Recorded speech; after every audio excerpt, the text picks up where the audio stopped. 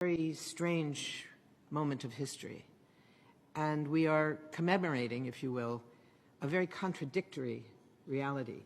1948 saw the birth of the Universal Declaration of Human Rights and the birth of the Convention Against Genocide. It could have set the stage for an era of human rights in the post-World War II era. But 1948 was also the year that gave rise to apartheid in South Africa and to the Nakba in Palestine.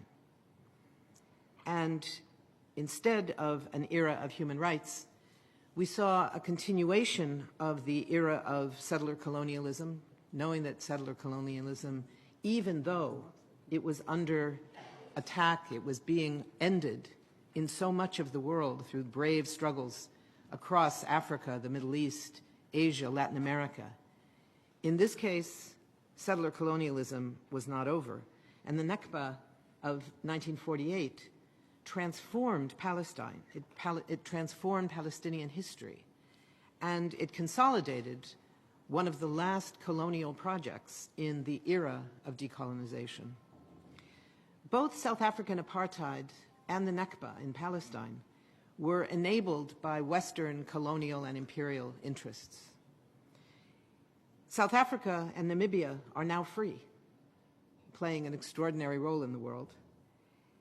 And now the United States, unlike the earliest stages of the Nakba, but now for sure, the US is the main enabler of the current version of the Nakba, which is underway, particularly what we see in the genocide in Gaza, which is funded and armed by the United States, arming genocide through its provision of military aid, transfer of weapons, and the provision of absolute impunity to the Israeli state for its violations of international law, international humanitarian law, and the human rights of the population.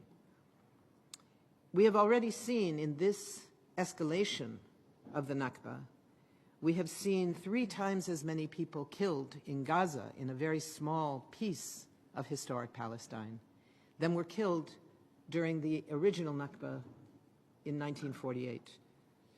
36,000 people known to be killed, tens of thousands, probably more, buried under the rubble. 15,000 were killed in the period of the Nakba in 1948. 500 villages were destroyed in the Nakba in 1948. In Gaza, we have already seen the destruction of 6 major cities, 8 major refugee camps, and virtually the entire infrastructure of the Gaza Strip, all destroyed. The expulsion and dispossession of 750,000 Palestinians in 1948 in the Nakba has now led to the expulsion and dispossession, in many cases more than once, of 1.3 to 1.5 million of Gaza's 2.3 million people already. And that is underway over and over again on a daily basis. What we see shared in the period from 1948 until 2023 and now 2024 is that none of this was accidental. None of this was simply the unfortunate result of a military battle, because we see the deliberate nature of these attacks. We see the plan, because it's the same plan. The plan for ethnic cleansing, for seizing the land, for settling new colonies on what had been Palestinian land. Before October 7th of 2023,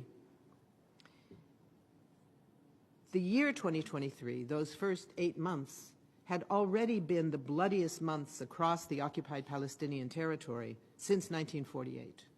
In the West Bank, there was an escalation of massive number of arrests, of pogroms carried out by settlers in Palestinian villages against those villages, military attacks by Israeli soldiers, the death of more Palestinians than any year before. And in Gaza, that year, a new study was released indicating that in the 16 years of the siege of Gaza, 20% of Gaza's children were already stunted by the age of 2. before October 7, before October 8th, and the period since then, that has led to an absolute denial of food, of water, of medicine, of shelter. This was under the easy version of a siege, the easy blockade that lasted for 17 years. And that was the effect on the children of Gaza already. In that entire period, from 1948 till 2023-24, we have seen absolute impunity for the Israeli state. Since 1967, with the creation of the so-called special relationship between my government, the government of the United States, and the State of Israel, we have seen the absolute impunity guaranteed directly by the United States, including here in the United Nations, where the U.S. consistently uses its veto in the Security Council to undermine efforts at creating a ceasefire, whether it was in 2006 in Israel's war against Lebanon, in 2008 and 2009 in Operation Cast Lead against Gaza, again in Gaza in 2012, again in 2014, in the 55-day assault on Gaza of that year, in 2018, in 2021, and now again, the United States has said we don't need a ceasefire yet. What do they mean? Not enough people have been killed yet? Not enough children have been killed yet? We don't need a ceasefire yet? And in the General Assembly, Excellencies, where there is no veto, let us be very clear that the United States has been extraordinarily successful at using bribes and threats and punishments against those countries that had the temerity to stand up against U.S. domination of this very institution. That's not a new reality. That's something that goes back to the origins of the United Nations, I'm sorry to say. There's not time today to go through that history, but it is a long-standing reality. In the current period, in this escalation that we have seen of the Nakba process that has been underway, the specific intent required by the Convention Against Genocide was made very clear by Israeli officials, military officials, political officials, members of the Knesset, members of the government, the president, the prime minister, the defense minister, other ministers, over and over again, bragging, not afraid, not ashamed, that they were intending to wipe Gaza off the face of the earth, to bring it back to the Stone Age, that they were dealing with animals and not people. They weren't worried about these statements because they knew they had the protection of the United States, that they would never be held accountable. They would not be held accountable in the International Criminal Court. They would not be held accountable by the Security Council. They would not be held accountable by the United Nations itself. And they would not be held accountable in the International Court of Justice. It took the initiative of South Africa, now the Rainbow Nation, the post-apartheid nation, taking that initiative to say to the world that the institutions largely created in the interest of the colonial countries in the post-World War II moment could now themselves be claimed by the once colonized countries. It was a huge victory even before their ruling, their almost unanimous ruling, that the actions of Israel are possibly genocidal. Those actions were first welcomed by the President of the United States, by President Biden, with a bear hug and with more weapons. The $3.8 billion worth of weapons that the U.S. sends to Israel every year, this year has skyrocketed up to $17 billion worth of weapons. The U.S. is now more complicit in this genocide than it ever has been before, not only because of the weapons that it is providing to carry out the genocide, but because of the impunity, and then the additional weapons on top of that. But this time there are consequences that we are seeing. Israeli cruelty, seen across the world, on our screens, on our phones, on our computers, on our tablets, on our televisions, heard on our radios, across the world, has not fallen on deaf ears. There is a movement that has risen across the world to say no. And in that context, across the United States, public opinion has dramatically shifted in a way I never thought I would experience. I've worked on this issue, well, let's just say for a longer time than I care to admit. And I thought I would never see a position in which a U.S. elected official would be threatened with losing their next election because they were seen as being too supportive of Israel. That might happen to President Biden. That's not my choice. That's not something I applaud, because it's resulting from the U.S. complicity in the death of thousands of Palestinians, thousands of children. But what we are seeing is this incredible shift in public opinion, so that 80% of President Biden's own party want an immediate ceasefire, right? We're not surprised to see that this movement that is not new. There has been a movement for Palestinian rights in the United States for decades. If we look back 20, 25 years, that movement has made incredible progress at changing public opinion, at changing media coverage.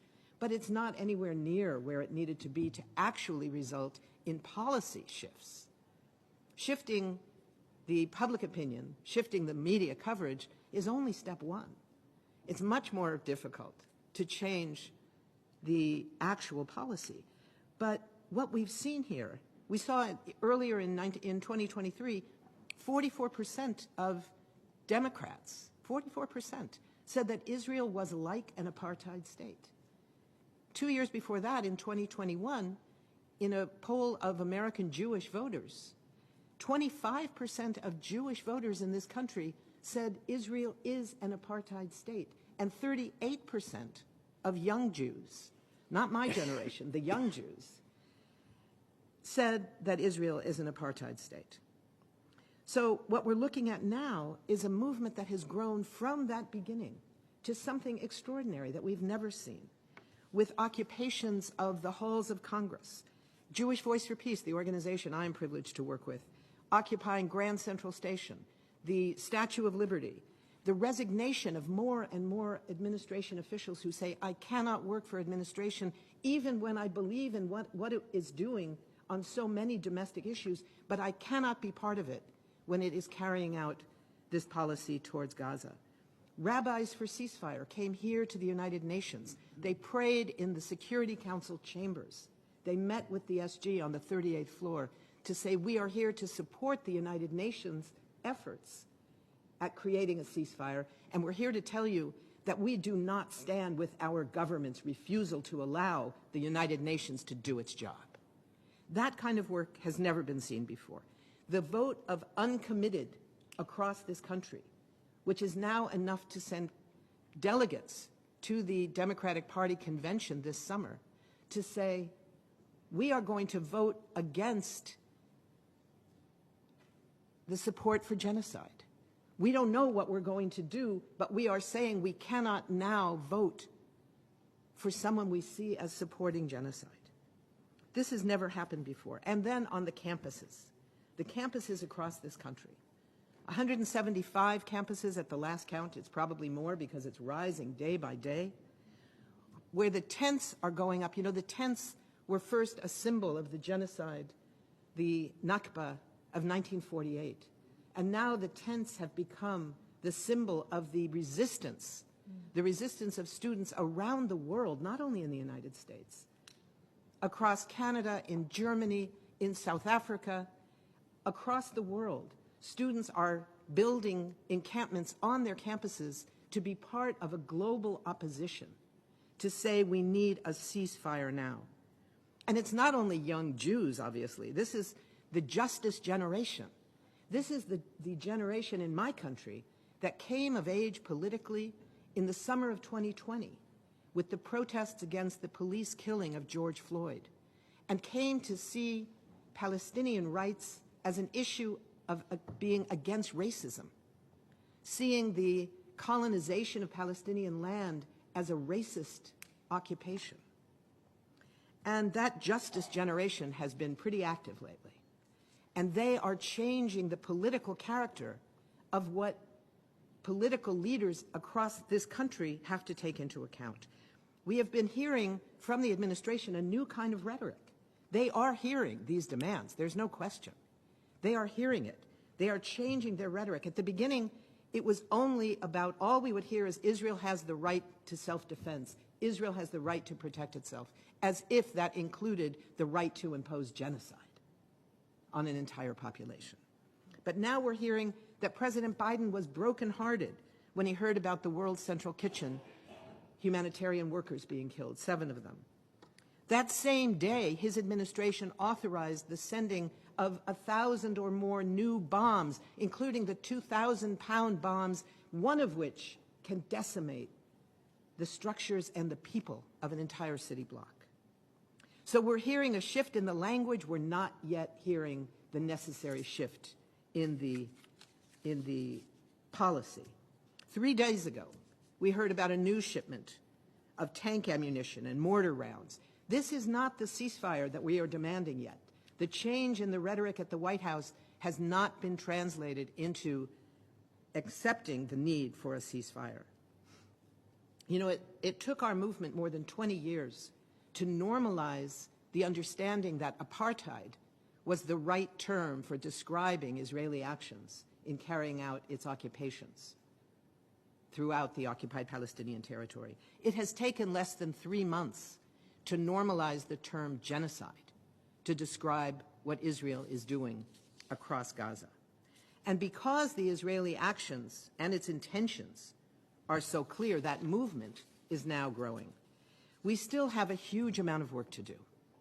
We need to unite our movement with the United Nations as a partner. And we know that there is a huge example of how to do that in the years of the 1970s and 1980s in the struggle against South African apartheid, where the United Nations played a huge role in helping to build the global movement against apartheid. And in those years, it was mainly in the General Assembly, because like now, the Security Council had a veto, and the U.S., often Great Britain as well, over and over and over again would veto any resolution calling for sanctions against the apartheid regime in Pretoria. But somehow those resolutions kept getting passed in the General Assembly, urging member states to impose an arms embargo, to impose a trade embargo, to stop allowing the apartheid government in South Africa from having access to the global banking system. And over again, we would hear in the United States, oh, don't worry, it's not binding in international law. But somehow, country after country, faced with protest after protest in their own countries, using the statements and the resolutions of the General Assembly as evidence, came to their governments and said, this is your obligation. And we are demanding, we the people of your country, are demanding that you carry it out, whether or not it's legally binding according to the UN Charter. And what do you know? One day in the 1980s, enough countries had done that, enough allies of the United States had done that, that the United States itself finally gave in, and the Congress passed a resolution calling for sanctions against apartheid South Africa. And yes, then President Reagan vetoed the resolution, but that veto was overturned by the Congress. That's what we need to do. South Africa showed us the way with its recent initiative in the International Court of Justice, challenging the U.S. guarantee of impunity for Israel.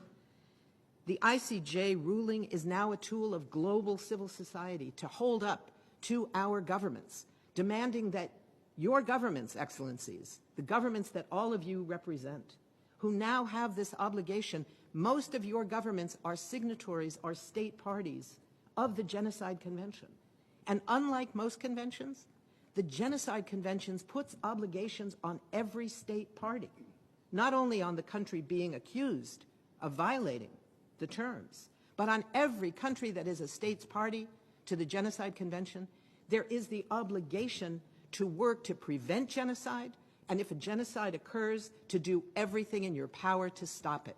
You have the model in the resolutions that were passed and how they were implemented during the years of struggle against South African apartheid. It's your opportunity to be on the right side of history.